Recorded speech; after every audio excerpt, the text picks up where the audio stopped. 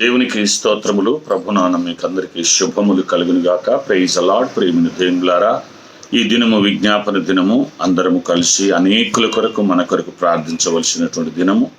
ఈ దినమున మరి చాలామంది జాబులకు వెళ్తూ ఉంటారు, వివిధ పనులలో విధులు వెళ్తూ ఉంటారు. కాబట్టి దయచేసి అందరూ కూడా ప్రార్థనలు ఏకీవించాల్సిందిగా మనం చేస్తూ ఉన్నాం.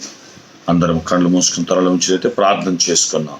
పరిశుద్ధుడ పరమ తండ్రి పాదమునికి స్తోత్రములు మా ప్రభు. ఈ విజ్ఞాపన దినమున నాయన లైవ్ లో ప్రార్థన చేస్తుండగా మా మధ్యలో మీరునండి, సహాయం చేయండి. మా ప్రభు ప్రార్థనలు ఆలకించటకు అనేకలను నడిపించి సహాయం చేయమని ప్రార్థనలు నీ నామమునికి మహిమ తెచ్చుకొని ప్రతి బిడ్డను మీరు మొట్టు తట్టి తాకు బలపరచుమని మాతో మాట్లాడమని యేసు నామమున పెట్టి వేడుకుంటున్నాము తండ్రి. ఆమేన్. ఆమేన్. యోవేలు గ్రంథము 2వ అధ్యాయము 12వ వచనాన్ని దినమునకు మనం చూసుకుందాము. ఈ ప్రత్యేక ఉపవాస దినమున కొరకై ఏర్పాటు చేయబడినటువంటి పరిశుద్ధ లేఖన భాగము యోవేలు గ్రంథము 2వ అధ్యాయం 12వ వచనమును చదువుకుందాం.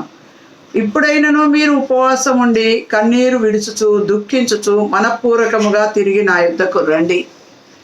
ఇదే యెహోవా వాక్కు. దేవుడి పరిశుద్ధ వాక్య భాగమును మన వెనుకల్లో ఆశీర్వదించును గాక. ఆమేన్. ప్రేమినటువంటి దేవుని బిడ్డలారా, ప్రభు మనతో అంటున్నాడు, ఇదే యెహోవా వాక్కు. దేవుడు యోవేలు ప్రవక్త ద్వారా మాట్లాడుతూ ఉన్నాడు. ఆయన యొద్దకు రమ్మంటూ ఉన్నాడు. ఎటువంటి కఠినతరమైనటువంటి పరిస్థితులు ఉన్నా, ఎంత కఠోరమైన పరిస్థితులు ఉన్నా, ఎటువంటి భయానక పరిస్థితులు ఉన్నా నా యొద్దకు రండి అంటూ ఉన్నాడు.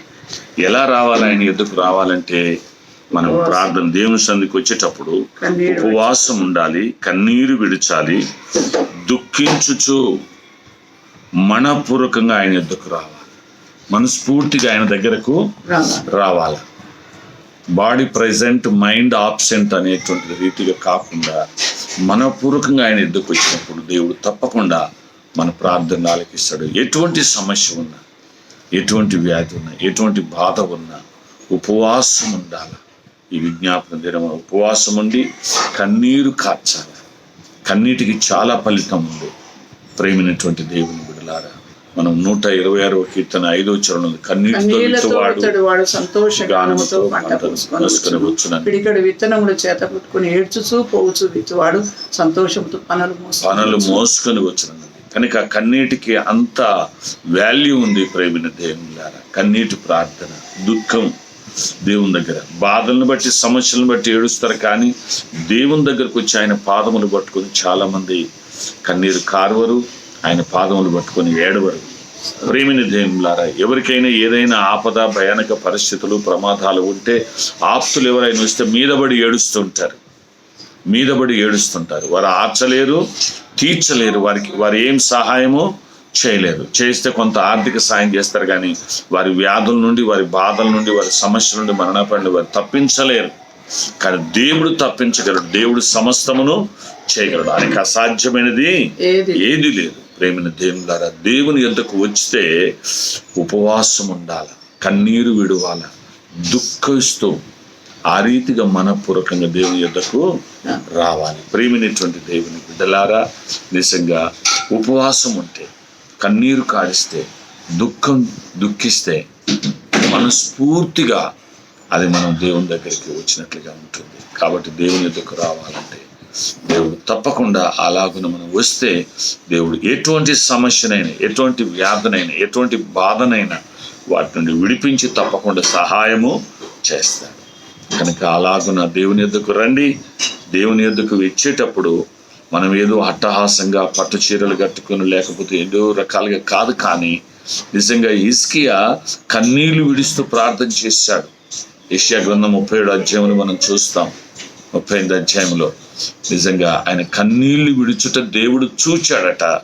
అందుకే ఆ మరణకరమైన వ్యాధి నుండి విడిపించి స్వస్థపరిచి 15 సంవత్సరముల ఆయుష్ను పొడిగించాడు. కనుక ప్రేమినటువంటి దేవుని బిడ్డలారా, దేవుడు తప్పకుండా మనకు సాయం చేస్తాడు. అలాగున మీరందరూ కూడా మరి దేవుని సన్నిధిలో, దేవుని యొద్దకు ప్రార్థన పూర్వకంగా, మనపూర్వకంగా రండి.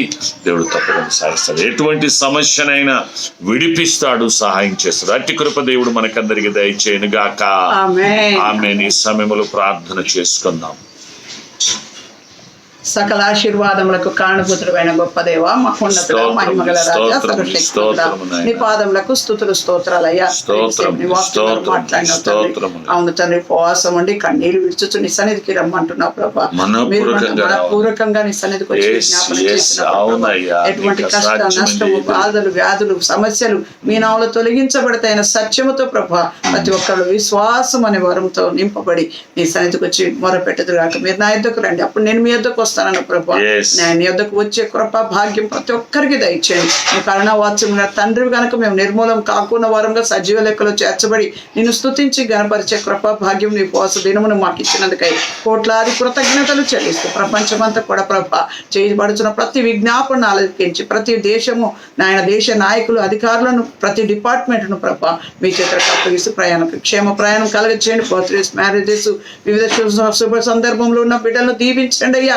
ప్రత్యేకంగా నీ సన్నిధిలో ప్రతి ఒక్క ప్రార్థనతో మేము ఏకీభవించు ప్రభా సమస్త బలహీనతను, సమస్త దురాత్మలను యేసునామములో బంధిస్తూ నీ బలమైన శక్తిని పెంచుచు ఎగ్జామ్స్ రాసిన బిడ్డలకు నీ పళ్ళకు జ్ఞానం దయచేసి, రిజల్ట్స్ కొరకు ఎదురు చూసిన బిడ్డలకు నీ జ్ఞానమును దయచేసి చక్కటి రిజల్ట్స్ మార్క్స్ పొందుకొని భవిష్యత్తులో దీవెనకరంగా మలిచి బలపరిచి మా అందరి ద్వారా మీరు మహిమ, ఘనత, ప్రభావం పొందమని వీక్షిస్తూ ప్రార్థిస్తూ ఏకీభవిస్తున్న ప్రార్థనలన్నీ కూడా మీ సందులో చేరి ఉన్నాయని నమ్మి నిన్ను స్తుతిస్తూ మీరు అక్కడ ఆలస్యమైతే మరొకసారి నిన్ను స్తుతించే కృపా భాగ్యం నాకు మాకు దయచేసి దీవించమని ప్రభువును రక్షకుడు నజరుడైన యేసుక్రీస్తు పేరిట అడిగి వేడుకుంటున్నాం తండ్రి.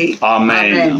తండ్రి, కుమార, పరిశుద్ధాత్మ త్రియేక దేవుని దీవెన ఈ ప్రార్థనలు ఏకీభవించిన బిడ్డలకును మరి ప్రార్థిస్తున్న బిడ్డలకును ఆయన సన్నిధికి మరి ఉపవాసం ఉండి కన్నీరు కారుస్తూ దుఃఖిస్తూ మనపూర్వకంగా ఆయన ఎద్దకు వచ్చేందుకు ఇష్టపడుతున్న ప్రతి బిడ్డకును మనకందరికీ ప్రార్థనలు ఏకీవిస్తున్న బిడ్డలు ప్రతి బలహీనతని, ప్రతి ఆట నుండి విడుదల పొందుటకు మనకందరికీ సదా తోడైంది నడిపించును గాక.